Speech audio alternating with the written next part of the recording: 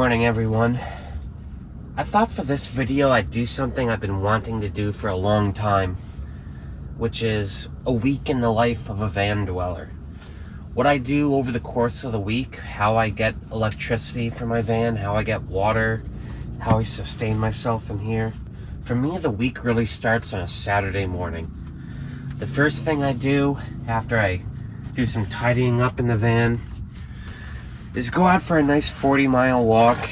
Moving into a van will change how you spend your time, but it's important to maintain those hobbies of your previous life.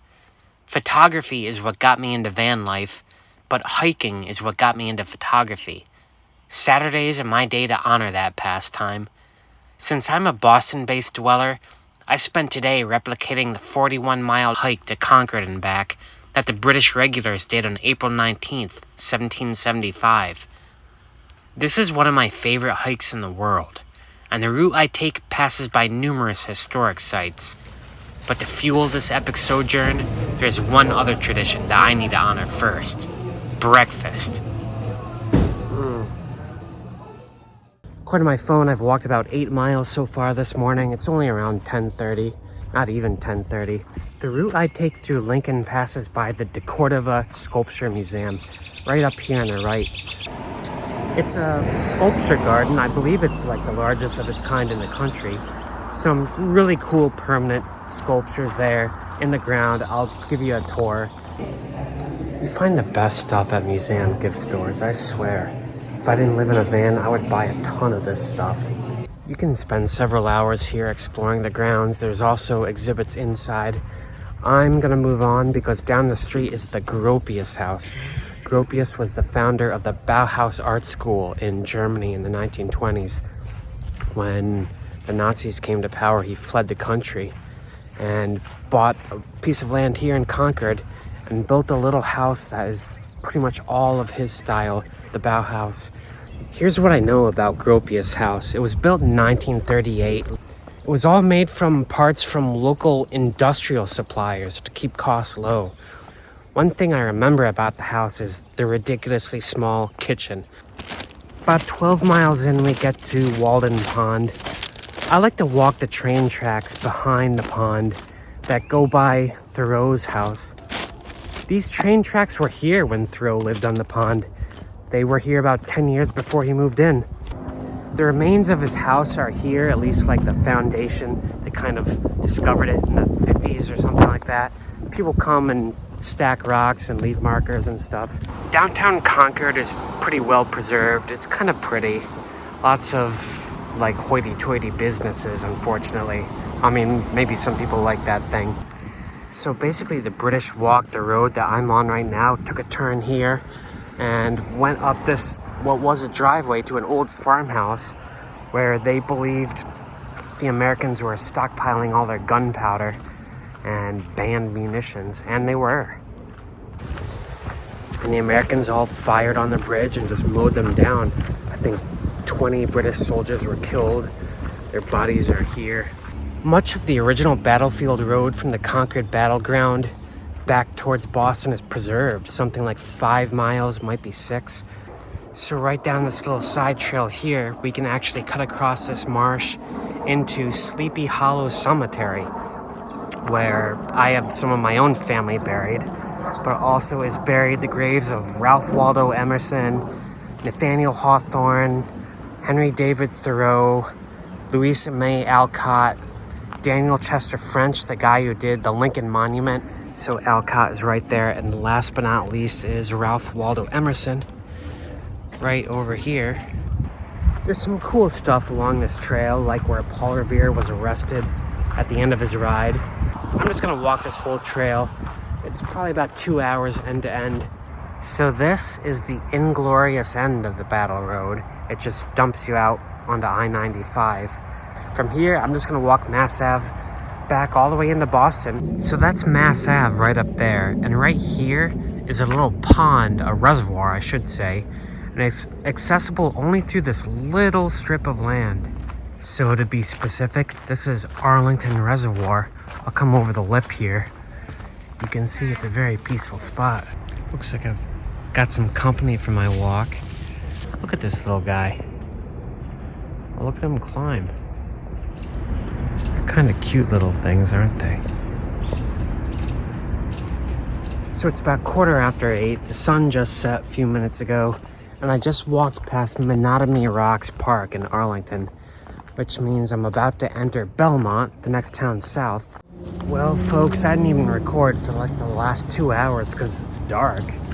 But I'm finally back to my van. I see it looks untouched, safe and sound. And let's go to the health app. Alright, so I did 40.3 miles today. Okay, I feel like I actually should have just walked for 10 more minutes to get that 100,000 steps in, but I am bushed. That's a typical Saturday for me, folks. I wasn't joking when I said I have breakfast and go for a 40-mile walk. As of right now, I'm gonna take a nice disco ball shower. I'm gonna try to get some editing done, and that's the day one in the life of a Vandweller, I suppose. I'll see you guys tomorrow.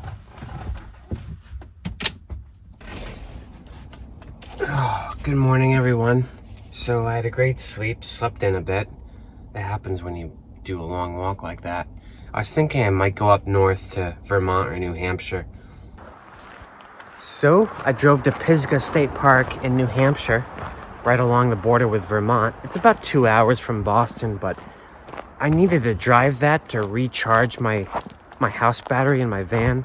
I don't have solar panels. The only way I can recharge right now is by driving. Hopefully you can hear through the wind the sound of that beautiful waterfall. So I guess this was a man-made reservoir, not a natural one. Still very pretty nonetheless. This has a ton of trails here. I can spend the day here, and I can actually connect to a trail system that goes to Madame Sherry's State Forest. Madame Sherry's castle is the ruins of a house that belonged to a wealthy city lady from New York who owned a house here about 100 years ago. She used it to entertain guests and friends from New York, and who knows. I'm climbing up to the top of these other set of stairs that are on the ground.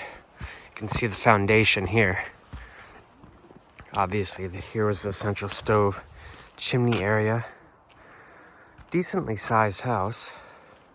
This is the hike I did today. I parked down at Pisgah State Park right there.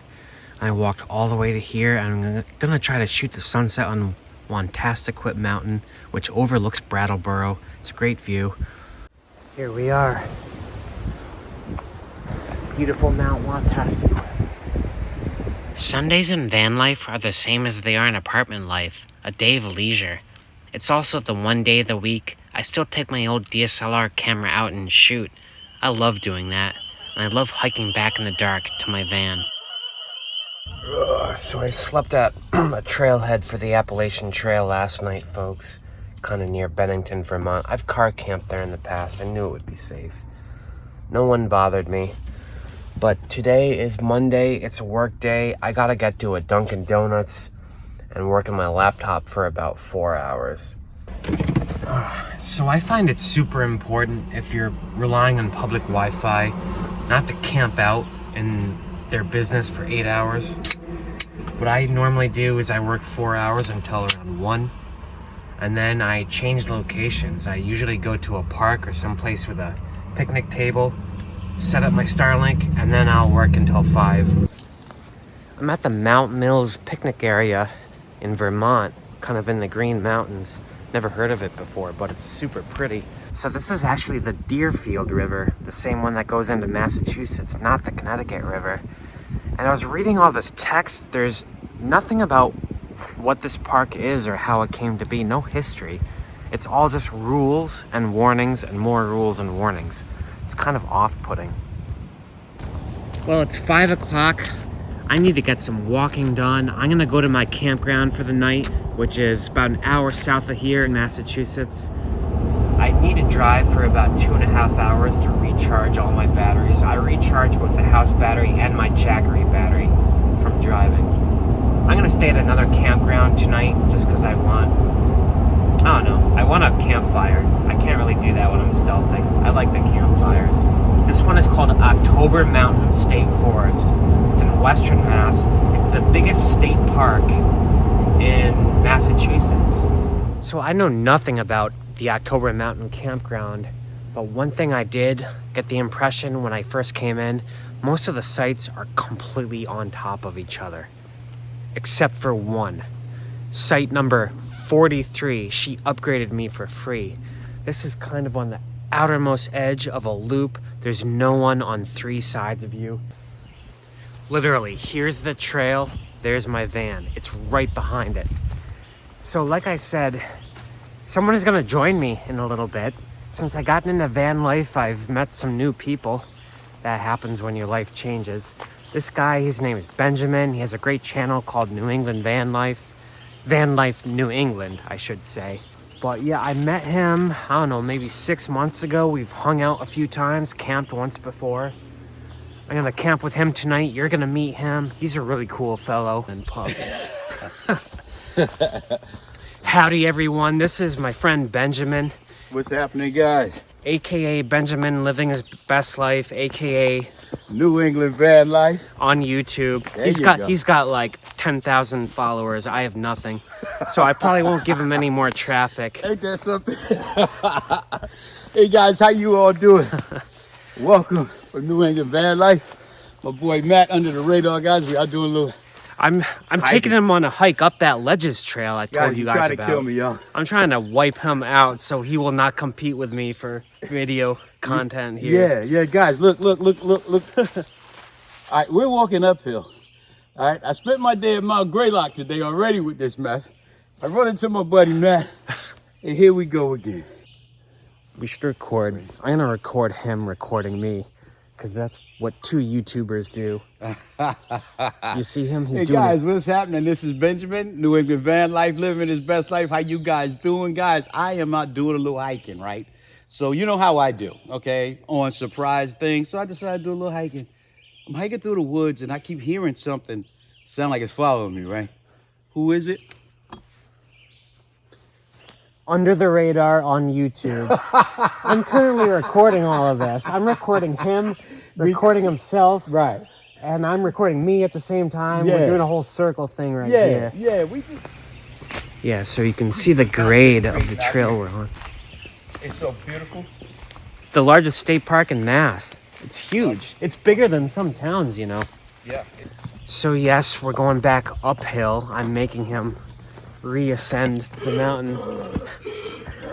Because we missed that offshoot trail that I wanted to do. I guess we walked right past it. Yeah, we walked right past it. I don't know. All right, we're doing a little urban exploration right outside of our campsite. We didn't feel like walking up and down mountains anymore.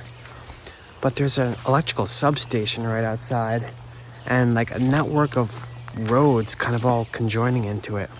Like most fan dwellers, I'm very much an introvert. I think that helps you, as the smaller your social network is, the easier it is to slip under the radar. But social time is necessary for happiness. Don't let anyone trick you into thinking otherwise. I make time once a week for other people, and that works for me. What works for you might be different.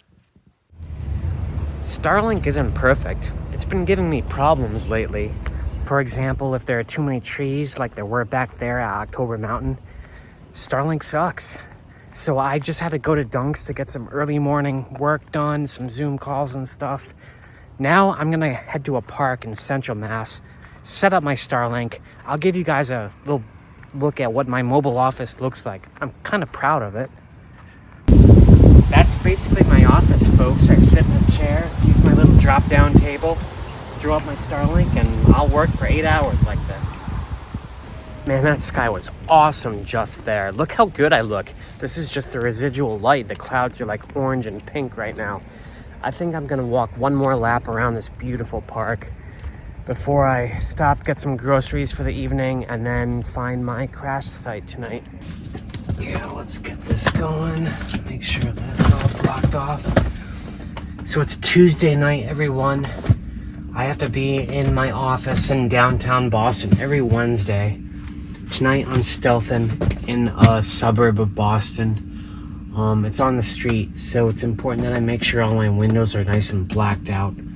I like to arrive here late, Leave my car here all day tomorrow. It'll be safe. Go down to work. It's not even 5 yet, but listen to the birds out there. This is Washington Street. I've worked on this strip for 21 years now. Worked at a consulting firm at the northernmost end of it. Now I work at another firm down at the southernmost end of it. So I've been walking this strip off and on. Boston is pretty. It's improved a lot over the last 2 decades. It's nice to come down here from time to time, but I like getting away too much. I've seen everything, I've done everything. The novelty of Boston has worn off. My work day ends at 5, but my fun day begins at 5:01. I basically walk home back to my car from work every Wednesday. It takes about 12 and a half miles, almost exactly. I usually get there around 9:30 or so. It's a blast. For the most part, I just walk Commonwealth Avenue right from my workplace door, right through all the parks and stuff. These guys are hilarious. I think they're the cutest thing. They totally own Boston. Around this time of year, they're usually marching their little babies all around. They just cross Com Ave like they own the place. Look at this. Do you see what I mean? They almost cause an accident. The streets that go west from downtown, Com Ave, Beacon Street, which I normally walk home, they're beautiful. They're long and straight. They have treed promenades, lots of flowers out. I love walking it. I also like to walk through my old stomping ground. I went to Boston College from age 23 to 27, and it was kind of like my peak years of productivity. Now this is what I remember. The stairs, all the stairs. This is my building right here.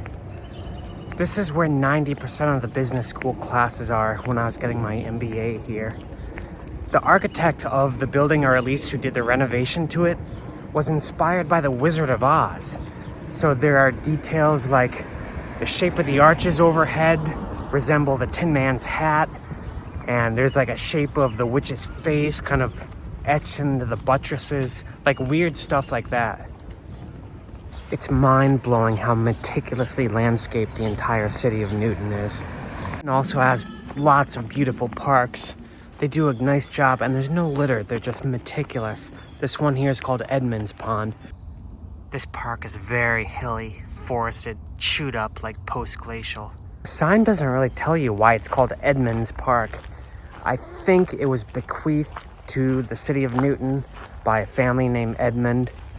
And basically they turned it into a park in 1913. All this landscaping, all the trails. Tonight I was treated to the most vivid rainbow I have ever seen right behind the city. Kinda cool. That rainbow was amazing. I love catching the sunset when I'm walking through Newton. It's such a beautiful town. I am almost back at my car. I am not gonna sleep in it again tonight though. Stealth camping 2 nights in a row on the street is a big no-no. Too much attention drawn to yourself. I'm gonna grab it. I'm gonna move it to a new place tonight. Yeah, folks, so like I was saying on that walk, if you're gonna stealth camp, that means, sleep street side in a city. Always do it where it's legal to park overnight. It's not hard to find places like that if you're willing to drive long enough. Don't park right in front of like a person's house. If you can, kind of stay in a corner or in front of a bush just to draw no attention to yourself. Don't go in and out through your cargo door. Use the front door and change locations every night. Oh, good morning, everyone. Beautiful pink sky out there. I had a lovely sleep at 6 a.m. I'm gonna get up, start the day. I am gonna clean my van. It usually takes about 2 hours, but it's a ritual I love doing every week. Vacuuming, getting all nice and tidy. It's also one great way of filling up my water tank. Another question I get a lot from house dwellers is, where do I get rid of my trash? I guess they think I dump it in the woods or something. Or they probably think that trash to me is like the same as it is to them. In a household, it's a giant contractor bag that fills up an entire bin. You put it out in the street once a week. No. First of all, you don't save up your trash like that. You get rid of it as you produce it. If you have breakfast in Dunks, you throw it away in the Dunks trash bin. If you buy something on the street, you throw it away in a street trash bin. My trash, maybe that I save up throughout the week, is the size of like a small duffel bag. It's small, and the car wash is a great place to get rid of it. Right next to the vacuum bin, they typically have a trash bin for car trash that everyone uses. That's where I get rid of it. Anyway, the car's all clean right now. I'm gonna head up north. I got a campground reservation at Emerald Lake State Park. I don't have to work today. I took the day off so I can just drive and explore. Turn left onto Emerald Lake Lane. Emerald Lake is actually right down here. There's a little trail that goes from the campground area down to the lake through the woods. I've been here once before. It's still May. Actually, it's June 1st. It might be too cold to swim. I don't know, but let's go check it out. So they have boats here, 3 of them, I think, that anyone can just get on and go. So it looks like a boat might be free, in which case I'm gonna take that thing out. Okay, I think I get it. So in case you're wondering, yes, one person can operate this thing. Basically, there's this rudder that is kind of in the shape of a steering wheel. I discovered Emerald Lake during my photography years, maybe about 5 or 6 years ago. I was just driving this highway here and stopped here for a sunset and took some pictures from there. I've been meaning to come back and check out this campground here. I think you would rather stay in campground B if you can, because there's a trail from campground B that goes right onto the beach, right over here. I did not realize that. This is the far side of the lake from where that beach is. There is a trail that goes around the entire lake, and I've hiked it. Not sure if I'm gonna do it again, at least not today. But look at that, there's a heron taking off. I wonder if I can zoom in over there. Look how high the seaweed comes here.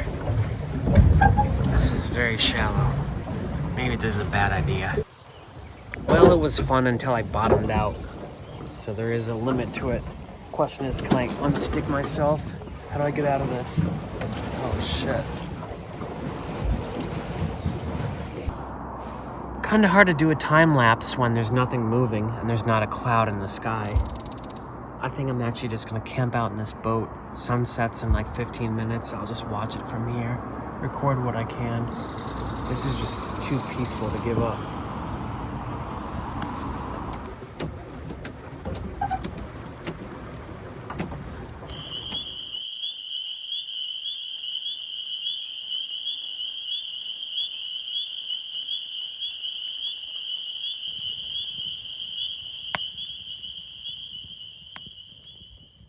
I refill my tank using these 1.5 gallon dispensing jugs.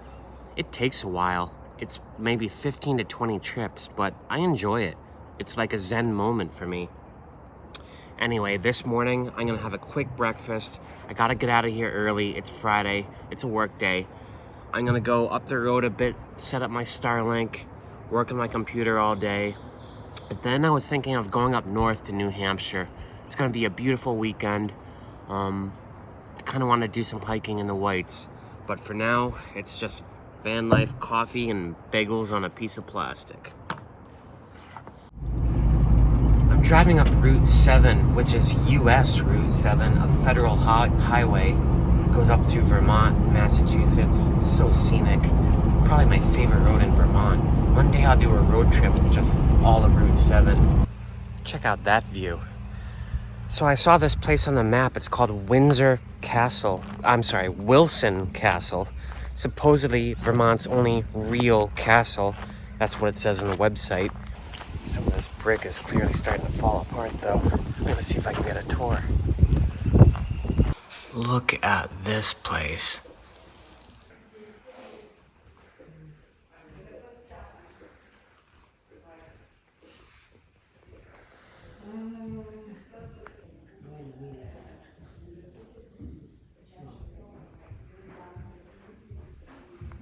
Look at that gorgeous fireplace.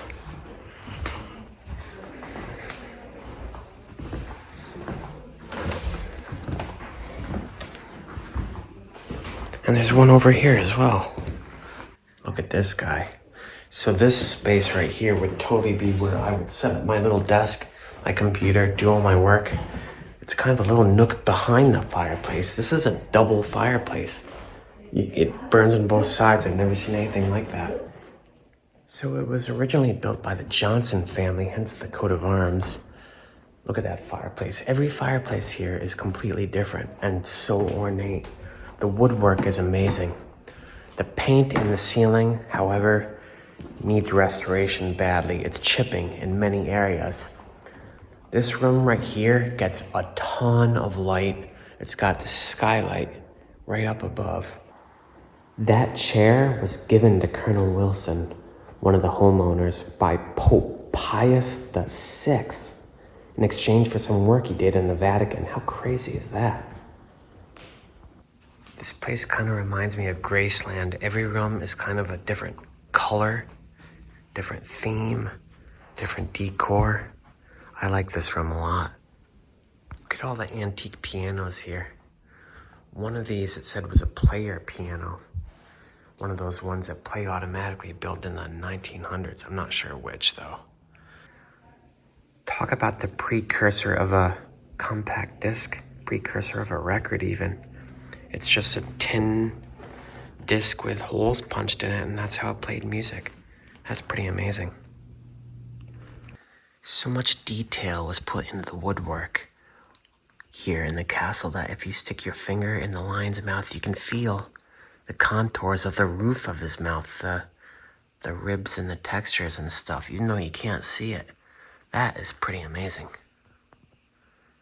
So we can walk right upstairs, and yet another piano in this little nook right here. It's almost like a religious altar, and this is just the stairwell. But here we go up here, and I can see already what I saw in that video, a pool table. Ooh, I'm dying to break that. This is the Italian Renaissance dining room. Like this mirror right here. This is the closet. You can see they kind of sealed it off, and if I get inside, you can see why. This place has completely rotted out. The ceiling is falling apart. And the bathroom. All the bedrooms in the house, this one has to be the best. I love this right over here. Look at this private dining area in the bedroom with almost 360-degree views of the Vermont countryside. You can see all the bricks that need to be restored. Wilson Castle, how cool is that? A chair gifted by the Pope. I mean, come on. Also, there was a Chinese scroll in there that was over 1,000 years old. The Wilson family was very wealthy, evidently. I found out there are restoration projects due to take place. I didn't see anything about the ceiling. That's kind of like $200,000 in the future or something. But they are going to redo a lot of this fallen brick on the exterior, get that all fixed up this summer. I'd love to come back here after that's done. So that was a very nice tour for something I didn't even know existed 30 minutes ago. But I'm gonna get to a new place. There's another waterfall up the road. I got about 4 more hours of work I gotta do. I might actually work a little longer than that because I'm doing a big project. So last weekend I spent Saturday in Boston doing a 42-mile hike. I think that's how I opened this video. But today I'm gonna go up north. I'm gonna go up to the White Mountains in New Hampshire. You know, it's good having a car. You need a rhythm. My rhythm goes in about a 2-week-long period. So instead of a video about the week in my life, it's really more like, you know, it's ongoing. That's the thing about living in a van. You can just take off and go and change plans if you want. I'm not sure if I'm going to end the video here. Maybe I'll show you guys where I crashed for the night. I know a peaceful little pond up there in New Hampshire in the White Mountains. I might crash there tonight.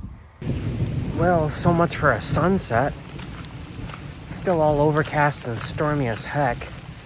I'm gonna go shoot anyway, just to stretch my legs and get the hike in. Here we go, my beautiful enchanted lake. I missed most of the light. Sunset like 1 minute ago.